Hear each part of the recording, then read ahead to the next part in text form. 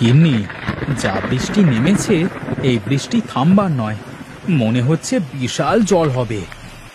আষাঢ় মাস তো, একটু বৃষ্টি তো হবেই। এখনকার বৃষ্টি হুটহাট করে যখন তখনই নামতে পারে। দেখো দেখো গিন্নি, বাইরে কিভাবে বিদ্যুৎ চমকাচ্ছে, মেঘের দল গুড় করে ডাকছে। যাই, আমি বরং ঘরের দরজাটা বন্ধ করে আসি।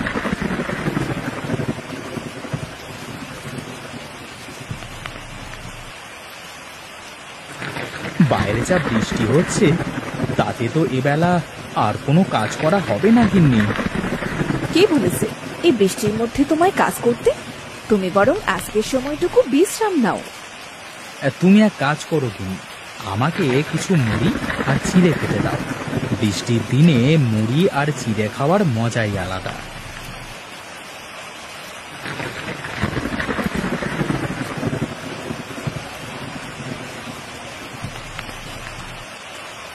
তুমিও আমার পাশে একটু বসো, দুজনে মিলেই খাই।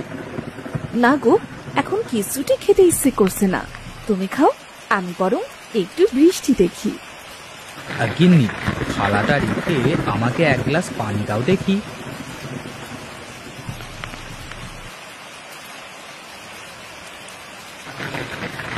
আমি তাহলে এখন একটা ঘুম দিই গিন্নি, তা তুমি কি করবে? আমি আর কি করব বলো? হ্যাঁ, তাহলে চলে এসো, দুজনে একসাথে ঘুমাই। এই না, এক গ্লাসটা রেখে দাও।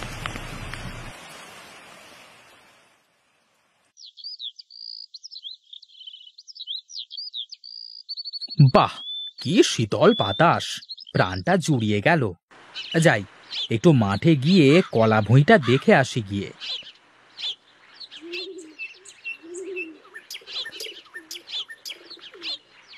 কি রফিক ভাই, ঝড় বৃষ্টি থামতে না থামতেই মাঠে চললে যে? কি আর করব বলো, এবার মাঠে যে কলা গাছ লাগিয়েছি ঝড়ের আগেই ভেঙে পড়ে। কি বলো ভাই, তাহলে এমন কলা কেন লাগিয়েছো? এই কলায় ফলন বেশি, তরকারিও রান্না করে খাওয়া যায়। বাহ, তাহলে তো বেশ। তা কি কলার জাত ভাই? কাঁচা কলা, দেখতে বেশ লম্বা, আর এর তরকারিও খেতে বেশ সুস্বাদু। তাহলে তো একবার এই চাষ করে দেখা ভালো।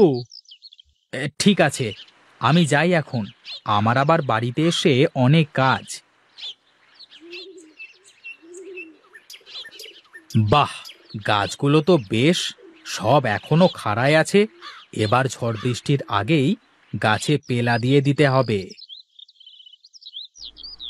আহ, ঘুম যেন ভাঙতেই চাইছে না। সে কখন ঘুমিয়েছি, আর হবেই বা না কেন?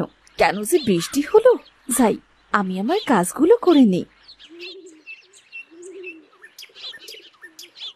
সেই লোক বোধহয় মাঠে গেছে, এক্ষুনি বোধহয় চলে আসবে। তাড়াতাড়ি রান্না করতে হবে। কি গো গিন্নি, এতক্ষণে থালা বাসন মাজছো যে? এই তো ঘুম থেকে উঠে আসলামই কেবল। সে তো দেখতেই পাচ্ছি, তোমার চোখ মুখ সব তো ফুলে গেছে দেখছি। যে ঘুম এসেছিল আজ। আমি ঘরে গেলাম, তুমি তাড়াতাড়ি রান্না করে খাবার দাও। ঠিক আছে, তুমি ঘরে গিয়ে বিশ্রাম করো, আমি রান্না করে তোমাকে ডাকছি।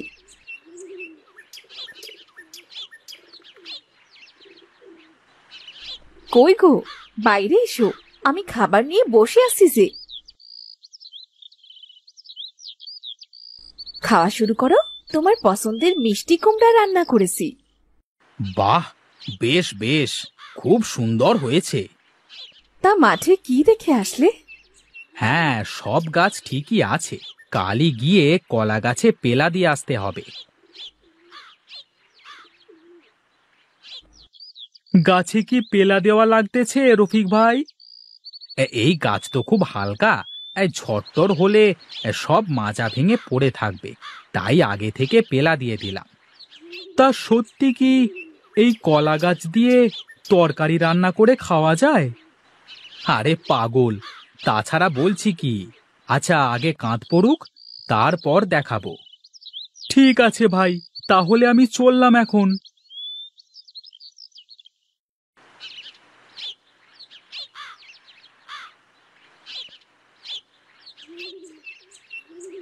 গিন্নি, ও গিন্নি, কোথায় তুমি?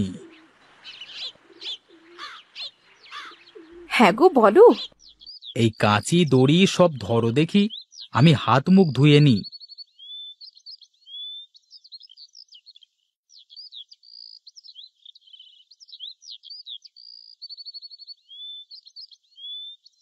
গিন্নি, খুব খিদে লেগেছে গো, কিছু থাকলে খেতে দাও দেখি। গুড়মুড়ি দেবো নাকি খেতে? কিছু না থাকলে তাই দাও।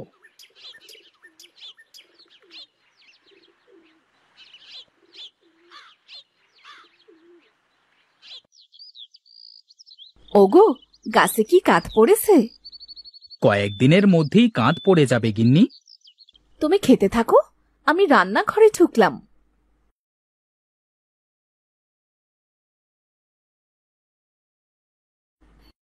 বাহ, বেশ বড় বড় কাঁধ পড়েছে তো, এবার ভালোই ফলন হবে।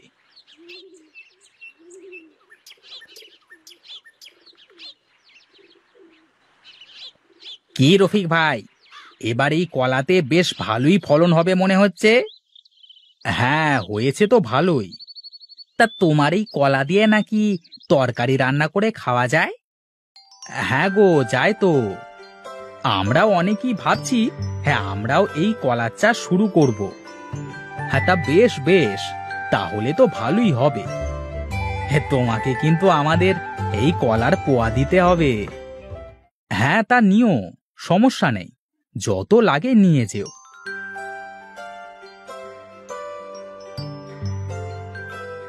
গিন্নি, শোনো শোনো, কি হয়েছে বলো? আমার বুদ্ধিটা কাজে লেগে গেছে। গ্রামের অনেকেই এখন কাঁচকলা চাষ করতে চাইছে। তাতে তোমার লাভ কোথায়? এতে তো আমাদেরই ক্ষতি। আরে দেখো, দেখো তো, না বুঝেই কি সব বলে যাচ্ছে। শোনো, সবাই যখন এই কলার চাষ করবে, তখন আমি আর চাষ করব না, আমি ওদের থেকে কিনে বাজারে ব্যবসা করব। ও আচ্ছা, তাই বলো। তাহলে তুমি এত কিছু ভাবো? হ্যাঁ, না ভাবলে কি আর চলে গো গিন্নি।